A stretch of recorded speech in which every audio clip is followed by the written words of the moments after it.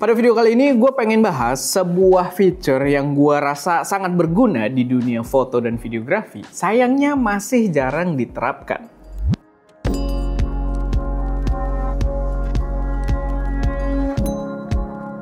Halo semuanya, selamat datang di channel SM Media dengan gue Erwin. Dan pada video kali ini gue pengen bahas sebuah feature yang keren. Cuman sayangnya masih sangat underrated, masih sangat jarang diterapkan di teknologi kamera ataupun lensa. Tapi sebelum kita masuk ke pembahasannya, gue pengen ngetin dulu kalau kita ada berbagai produk digital yang kalian bisa cek di stdigital.id. Kita ada lens profesional buat iPhone, begitu juga buat DJI Pocket 3 untuk menghasilkan warna kayak kamera mirrorless. Dan kita juga ada beberapa preset Lightroom yang bisa kalian cek di sana. Kalau kalian kepo langsung aja cek stdigital.id. Balik lagi ke pembahasannya. Jadi fitur yang pengen gue bahas di sini ini agak jarang ya diterapin sama brand-brand gitu kan sejauh ini. Tapi gue lihat udah mulai ada penerapan yang dilakukan oleh brand yang lumayan signifikan gitu, yang punya influence besar di dunia foto dan videografi. Jadi kalau kalian mungkin biar sedikit intermezzo ya, kalau kalian tahu kemarin itu DJI habis ngeluncurin sebuah drone baru, drone yang keren banget, itu adalah DJI Mavic 4 Pro. Gua demen banget sama drone-nya. Cuman buat nyobain harganya lumayan banget ya. Untuk nyobain sekalian remote barunya itu harganya di atas 50 juta rupiah. Dan dia sebenarnya support RC2, cuman dia jual yang base modelnya itu yang dengan RC2 itu harganya di 30-an juta. Maksud gue ada RC2-nya gitu. Kalau dia jual unit only kayak Flip atau Neo gitu ya, gue rasa akan masuk di harga 20-an dan ya gue bisa beli gitu buat bahas tanpa pikir panjang. Cuman sekarang karena harganya tinggi dan sayang banget kalau gue beli RC2 lagi, karena gue ada dua di sini RC2. Jadi ya kita tunggu aja lah. Semoga gue dapat kesempatan buat nyobain, dan memang kemarin gue udah sempet approach juga ke DJI untuk coba bikin review dari drone tersebut. Jadi silahkan kalian tunggu aja. Tapi gini, ada satu informasi rumor lagi yang menurut gue sangat menarik. Karena ada sebuah bocoran. Gue sih mungkin nggak harus bilang ini rumor ya, karena bocorannya tuh sangat jelas, udah bentuknya video juga. Tapi sama DJI itu belum dirilis secara resmi ya. Ini berkaitan dengan drone tersebut. Jadi sebenarnya si DJI Mavic 4 Pro ini punya sebuah aksesoris electronic ND filter. Dan ini adalah aksesoris yang menurut gue seru banget karena dia dipasang di depan kamera ya layak filter-filter lainnya gitu ya. Dan dia magnetik kayak filter-filter ND DJI lainnya. Cuman dia ada kontak elektroniknya, ada pinnya gitu kan. Karena si ND-nya ini itu terkoneksi langsung dengan drone-nya, langsung dengan remote-nya. Jadi kita bisa atur. Jadi ini adalah variabel ND yang bisa kita atur tingkatan ND-nya melalui remote-nya. Itu adalah fitur yang menurut gue ya diterapin di sini. Tapi nanti kita bahas lebih jauh. Tapi diterapin di drone ini itu sangat membantu. Karena gini, gue bisa sangat relate. Kita beberapa kali nyobain untuk nerbangin drone, kita nge-shoot gitu kan di kondisi cahaya tertentu pakai ND yang berbeda. Dan biasanya cahaya udah mulai berubah-berubah dikit. Kadang shutter kita atau ISO kita mulai kegerak gitu ya, mulai harus diubah. Ya kadang kita sampai di titik, udahlah kita ganti ND-nya. Nah, kita turunin drone-nya, kita ganti ND-nya gitu. Kadang kan ND 8, 16, 32, 256 gitu ya. Jadi ya kita harus turun dan kita secara physically ganti ND-nya. Sedangkan dengan si aksesoris ini yang kita juga belum tahu harganya berapa karena ya bocorannya lebih ke langsung tampang produknya sendiri. Itu dia masih di atas, kita bisa atur.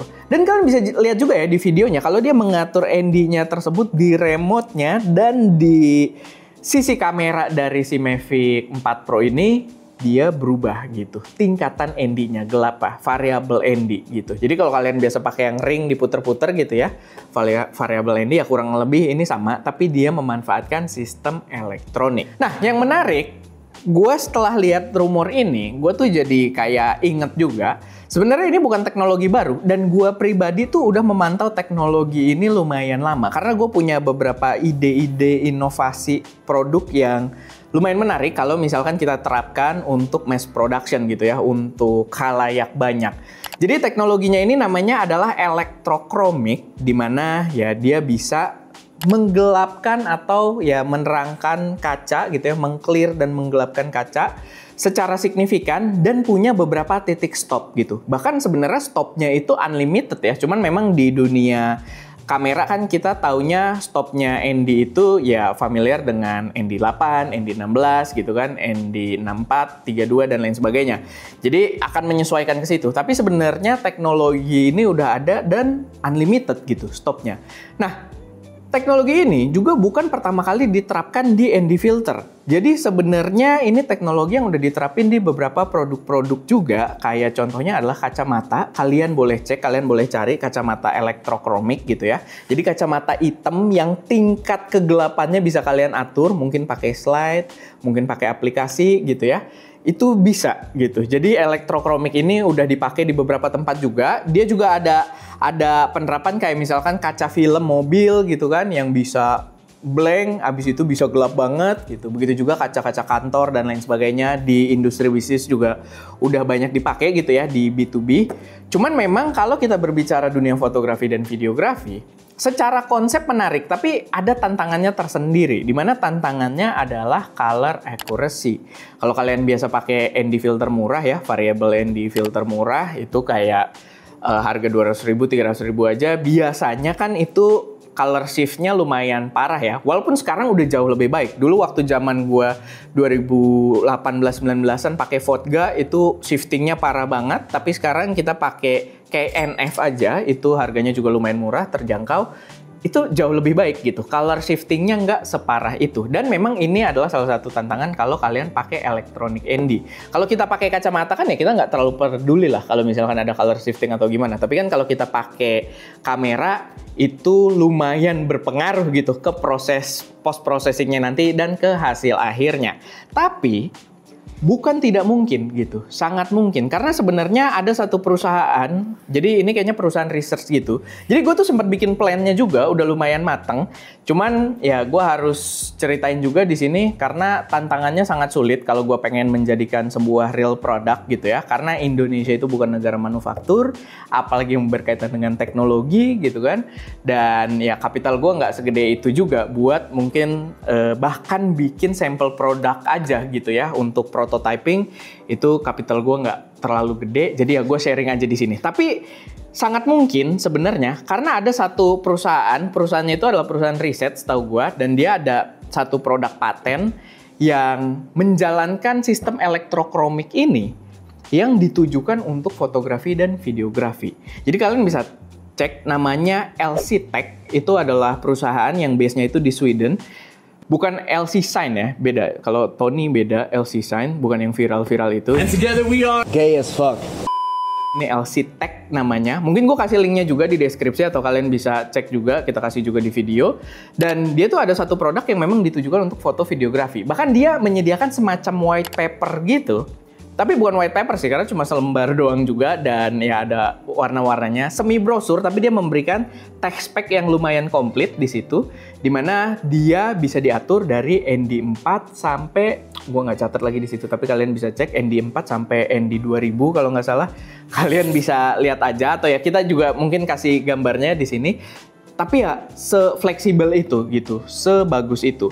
Nah, ide gua waktu itu, gua tuh punya satu idea dan gue udah sempet desain juga dan sangat capable ternyata untuk diciptakan. Itu adalah lensa-lensa yang udah dibuild dengan si elektrokromik tersebut. Dan posisinya tidak perlu, misalkan kita pakai lensa yang ringnya di depan 72 misalkan, atau 90-an atau 80-an, ringnya depan gede banget.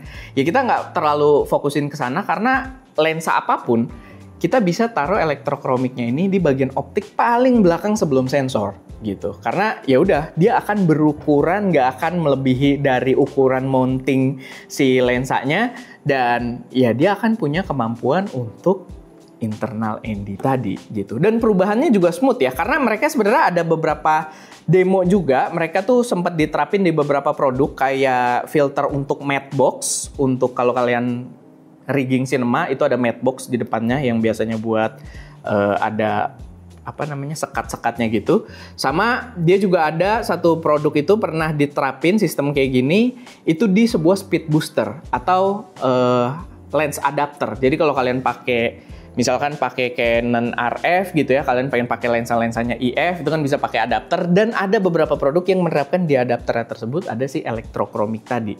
Sehingga ada internal ND filter gitu. Cuman ide gue adalah langsung aja di lensanya.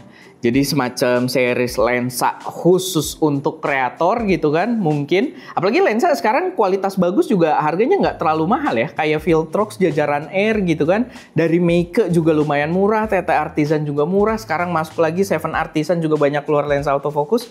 Menurut gua ya harganya naikin aja lagi dikit untuk teknologi electrochromicnya ditaruh di sisi belakang dan ya jadi punya internal ND filter. Dan kalian bayangkan nggak betapa nikmatnya kalau kita syuting gitu ya, kita nggak usah screw ND, atau bahkan ND juga kadang ada yang habis di screw dia bisa dilepas copot magnet, tapi nggak perlu karena kita tinggal pencet tombol aja buat naikin dan turunin. Menurut gua sangat bisa, karena kalau kalian lihat jajaran LAB-nya Viltrox atau Viltrox yang lama 16 juga yang buat Sony full frame itu belum LAB, tapi dia punya tombol ya, tombol plus minus gitu kan, yang menurut gue itu harusnya bisa dipakai untuk si ND filter tadi gitu. Dan emang ND filternya ini akan membutuhkan daya tambahan, tapi menurut gue sangat mungkin karena terbukti kamera-kamera itu punya pilihan lensa yang punya power zoom, yang berarti dia untuk gerakin motor gitu kan, butuh daya tambahan. Sama Viltrox bahkan jajaran LAB itu punya layar. Nggak usah LAB juga sih, yang 16 juga ada layarnya gitu ya, yang 16 mm juga ada layarnya. Jadi menurut gue sangat mungkin untuk diterapkan si ND filter ini, dan itu akan sangat memudahkan para kreator. Cuman bukan tanpa tantangan ya, tantangannya ya tadi mungkin color shiftingnya, tapi terbukti produknya si LC Tech ini emang diciptakan khusus untuk itu. Jadi dia ada ngasih kayak diagramnya juga, dia color shiftingnya sangat minimal. Cuman salah satu tantangan yang terbesar adalah ketika kita udah pasangin modul ND optik tersebut, dia akan stay di ND 4. Paling kecilnya gitu. Jadi nggak bisa bener-bener blank gitu, nggak bisa bener-bener kosong, transparan, nggak bisa. Ya kayak kalian pakai ND variabel puter aja tuh ya. Kalian bisa ke yang paling terang, tapi paling terangnya pun akan terasa tetap ada pengurangan cahaya gitu. Tetap ada agak gelap dikit gitu. Nah itu yang akan jadi tantangan. Kayak misalkan kalian punya lensa f2.8 ya dia tidak akan seterang 2.8 pada umumnya. Karena secara konsep dengan modul ND tadi dia udah kena ND 4 gitu. Jadi ya itu tantangannya. Tapi menurut gue balik lagi sangat-sangat mungkin. Dan ini adalah hal yang menurut gue bakal jadi hal besar kalau diterapkan. Dan gue suka DJI ada bocoran ini. DJI akan jadi yang pertama ngelakuin mungkin. Ya sebenarnya sih di beberapa brand lain juga udah ada ya. Cuman memang tidak sebesar itu juga. DJI harusnya punya impact yang lebih besar. Dan gua sangat tertarik kalau misalkan ini diterapkan pada next generation DJI Pocket gitu ya. Mungkin DJI Pocket 4 ini akan sangat mempermudah hidup gua gitu. Karena Pocket 3 salah satu aksesoris penting kita juga ND filter. Mungkin gua belum pernah bahas ya, tapi aksesoris pentingnya ND filter dan kita ND-nya ya biasa ada set 4 gitu. 16 32, kayaknya startnya 8 deh, 8, 16, 32, 64 gitu, kalau nggak salah. Tapi ya itu, kita selalu bawa-bawa tuh beberapa biji pakai kotak gede, sedangkan ya kalau misalkan elektronik kayak gini, kita bisa atur-atur variabelnya dengan sangat mudah. Balik lagi harapan dari gue sih, gue sangat berharap kalau brand-brand lensa, mungkin dari Viltrox, mungkin TT Artisan, mungkin dari si Seven Artisan gitu ya, Meike dan lain sebagainya. Gue berharap ada salah satu dari mereka yang bisa menerapkan ini karena ini bakal sangat berguna banget. Gue yakin akan masif juga penggunanya. Cuman mungkin memang masalahnya sekarang adalah di harga gitu. Mungkin secara harga dia belum terlalu masuk karena teknologi yang terbilang masih baru gitu kan, dan paten yang berkaitan foto video ini juga masih dipegang sama kayak satu perusahaan tertentu dan harga patennya mungkin mahal gitu, harga si produknya. Jadi ya mungkin butuh waktu, cuman ya menurut gue sangat mungkin untuk diterapkan dan ini akan sangat membantu kita dalam workflow kita gitu. Dan mungkin ini akan jadi kematian ND filter screw in gitu ya. Atau ya jadi barang mewah aja lah, yang screw in tetap jadi barang murah gitu kan. Sedangkan lensa-lensa yang punya internal ND ini akan jadi harganya lumayan mahal. Tapi ya itu, menurut gue menarik banget. Gue sebenarnya udah merhatiin ini dari awal tahun lalu, sebenarnya awal 2024. Cuman ya balik lagi, gue harus ingetin, ya Indonesia ini menurut gue negara makelar ya. Biasanya makelarnya yang dapat duitnya paling gede. Buat kita yang punya satu ide produk, buat kita yang punya ambisi ke sana tuh memang agak sulit lah gitu, agak sulit karena kita bukan negara manufaktur juga dan ya butuh kapital gede untuk menciptakan hal-hal seperti itu. Ya biasanya harus gandeng perusahaan atau orang-orang besar lah. Tapi gue pengen kasih tahu di sini, gue sebenarnya ada beberapa kali banyak gue bikin desain produk fisik. Gue punya produk fisik yang udah hit market juga, dan gue juga punya beberapa produk digital yang gue rasa video-video kayak gini bakal lumayan menarik buat jadi pembahasan di bagian membership ST Media nantinya. Karena membership tuh agak jarang kita update ya. Buat temen-temen yang mau support kita, kalian bisa join membership, dan nanti start dari video ini tayang lah, kita akan lebih serius untuk update membership. Salah satunya mungkin behind the scene kita, begitu juga behind the scene Ska kalau lagi shoot di luar, behind the scene gua ketika lagi bikin produk-produk tadi, dan berbagai insight menarik yang jarang dibahas di channel-channel lain gitu ya. Atau termasuk mungkin kalau kalian suka ya kita julitin kamera-kamera yang kita tidak bahas reviewnya di sini juga, itu bisa jadi hal yang menarik gitu. Tapi ya kalian bisa support kita dengan join membershipnya, dan nanti ya value-value tersebut yang akan gue tawarkan di sana. Tapi ya itu aja sih sedikit pembahasan gue seputar Electronic ND Filter ini. Menurut gue punya potensi yang sangat kuat. Silahkan kalian juga taruh pendapat kalian di kolom komentar. Oke, itu aja. Gue Erwin, di belakang kamera ada Ska, dan jangan lupa untuk berkarya.